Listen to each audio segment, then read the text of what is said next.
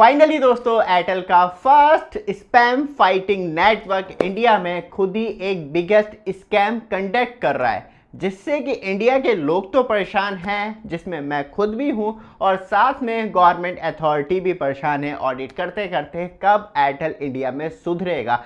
क्योंकि अभी recently department of telecommunication के द्वारा ऑडिटेशन हुआ था, जिसमें कि बहुत कुछ वायलेशन करता हुआ एयरटेल दिखाई दिया है और इस वजह से डिपार्टमेंट ऑफ टेलीकम्युनिकेशन ने एयरटेल के ऊपर 2,14,000 रुपये का फाइन एंड पेनल्टी डाल दी है। बट यहाँ से गेम एक्चुअली स्टार्ट होता है, उससे पहले मैं आपको कुछ लाइव डिटेल दिखाना चाहता हूँ किस तरीके से खुद बिगेस्ट स्कैम एयरटेल कर रहा है डायरेक्टली कस्टमर से, और उसे इस स्कैम से बचने के लिए क्या करना चाहिए वो भी मैं आपको इस वीडियो में बताऊंगा।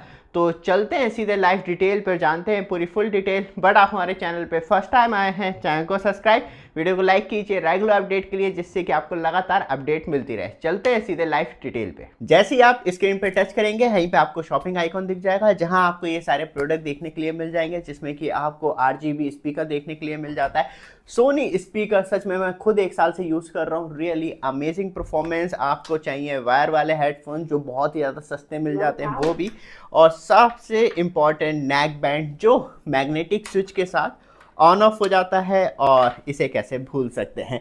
तो ये भी आपको बट जो हैं सब मिल जाते हैं। जैसे स्क्रीन पे टच करेंगे यहीं पे शॉपिंग आइकॉन आएगा, जहां आप प्रोडक्ट चेक कर सकते हैं बिगेस्ट डिस्काउंट के साथ।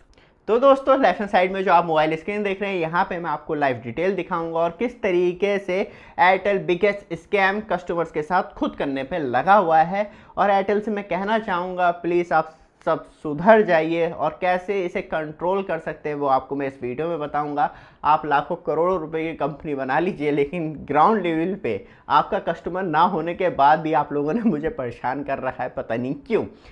सबसे पहले चलते हैं, मैं अपनी कॉल लिस्ट दिखाता हूँ किस तरीके से ये एयरटेल वाले परेशान करते हैं।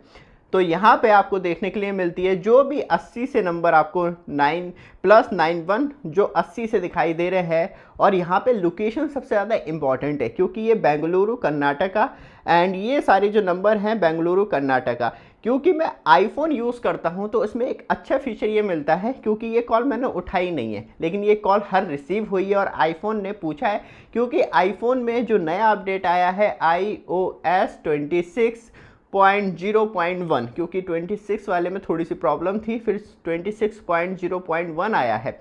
तो ये ऑटो कॉल स्कैनिंग करता है, और स्क्रीन करने के बाद वहाँ पे वो खुद पूछ लेता है श्री कि भाई साहब कॉल क्यों करी है, और कोई जेन्युइन रीज़न है कॉल करने का तो मेरे पास कॉल आती है, नहीं तो वो रिकॉर्डिंग करके मुझे सुना देता है। जैसे कि मैं आपको रिकॉर्डिंग सुनाऊँ तो यहाँ पे आप देखेंगे ये लाइक दिस।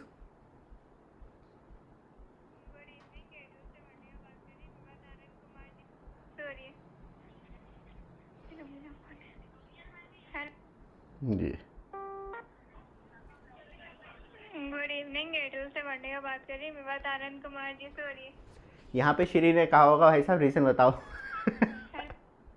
तो कॉल काट दी गई, और यही सेम जो है हर बार ऐसी होता है। गुड इवनिंग, एयरटेल से वनडे का बात कर रही, मेरी बात आनंद कुमार जी से हो रही है। ये सबसे अच्छा फीचर्स लगता है मुझे, और एक और है लाइक दिस जो अभी जस्ट आई है वीडियो बनाने से पहले।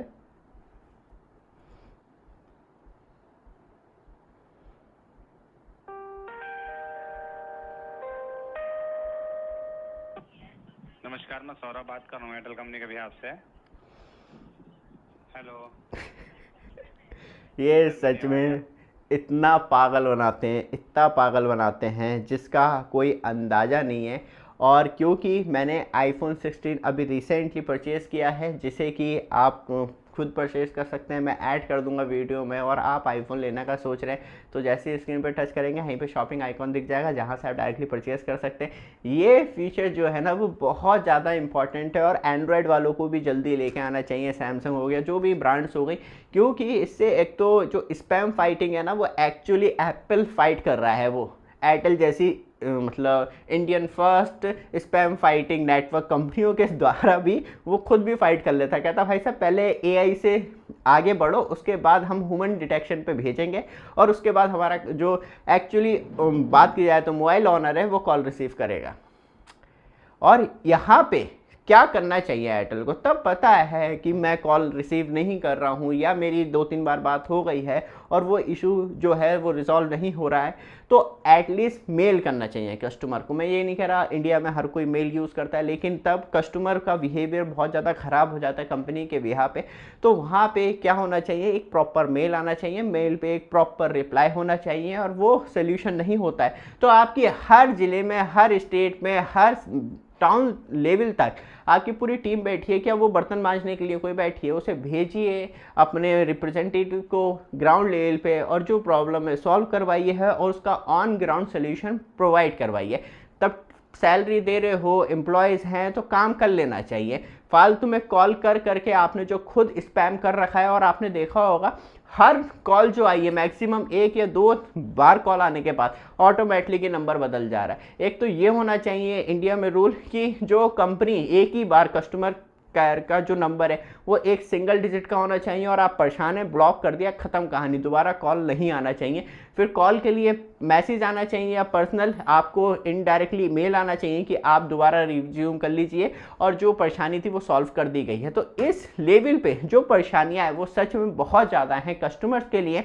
ऊपर से बात करी जाए तो क्योंकि मैंने जो स्पेशली आपको बताया था, क्योंकि ये कर्नाटका का सीन है और डिपार्टमेंट ऑफ टेलीकम्युनिकेशन ने जो ये ऑडिट किया है वो कर्नाटका LSA के साइड से किया है, मतलब वहीं पे, और डिपार्टमेंट ऑफ टेलीकम्युनिकेशन ने वेरिफिकेशन नॉर्म्स के अंदर बहुत सारी ब्रीच पाई है। इस वजह से एयरटेल के ऊपर एक भारी भरकम अमाउंट 2,14,000 रुपये का पेनल्टी अमाउंट डाल दिया है, क्योंकि डिपार्टमेंट ऑफ टेलीकम्युनिकेशन ने कंडक्ट की थी periodic CAF audit to confirm compliances with this terms and condition. Penalty डाली गई है, इसके वजह से एयरटेल को अब ये पेनल्टी देनी पड़ेगी। ये अमाउंट बहुत ज़्यादा छोटा है क्योंकि जिस तरीके से कस्टमर को परेशान कर रहे हैं, कम से कम 300-400 करोड़ रुपए का पेनल्टी डालनी चाहिए थी, जिससे कि कंपनी को लगता कि हाँ एंड लेवल पे कहीं ना कहीं कस्टमर किसी भी कंपनी का हो, आप एयरटेल यूज़ करते हो, मैं तो एयरटेल पर्सनल तौर पे या प्राइवेट तौर पे दोनों यूज़ नहीं करता, बस जो सिम है वो इंडिविजुअली आपको स्पीड टेस्ट के लिए दिखाई जाती है, बाकी पर्सनल तौर पे मैं बिल्कुल यूज़ नहीं करता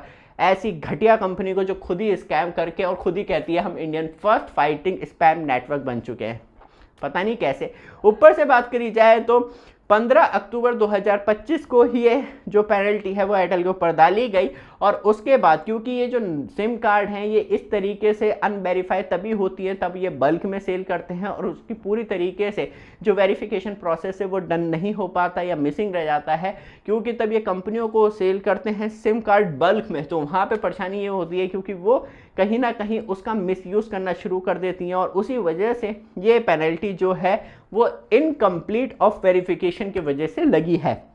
और ये कोई नई बात नहीं है एयरटेल के लिए कि कर्नाटका में अब 2.14 लाख की पेनल्टी लगाई गई है, क्योंकि अभी रिसेंटली ये डिपार्टमेंट ऑफ टेलीकम्युनिकेशन ने ऑडिट किया था तो ये एयरटेल बड़ा कांड पहले भी कर चुका है। असम में इसे 6.48 लाख की पेनल्टी लगी थी एयरटेल को। साथ में बात करी जाए तो बिहार में 1.01 लाख की पेनल्टी लगी थी और दिल्ली में 4 लाख रुपए की पेनल्टी लग चुकी है। मतलब खुद ही चोर है और फिर टेल लगा के घूम रहा है, तो एयरटेल खुद ही कहीं ना कहीं इक्वल टू चोर टेल वाली हरकतें करता है और फिर डंका खुद ही बजाने लगता है अपना कि हाँ हम Indian first spam fighting network है, लेकिन ग्राउंड स्थिति खुद ही गड्ढा खोद के खुद ही पाट के फिर अपने हाथ से ही वाह कर लेनी है कि हाँ हम जीत गए, वो वाला हिसाब एयरटेल का देखने के लिए मिलता है। ये वीडियो आपको अच्छे लगे, लगातार अपडेट के लिए चैनल को सब्सक्राइब, वीडियो को लाइक जरूर कीजिएगा। धन्यवाद।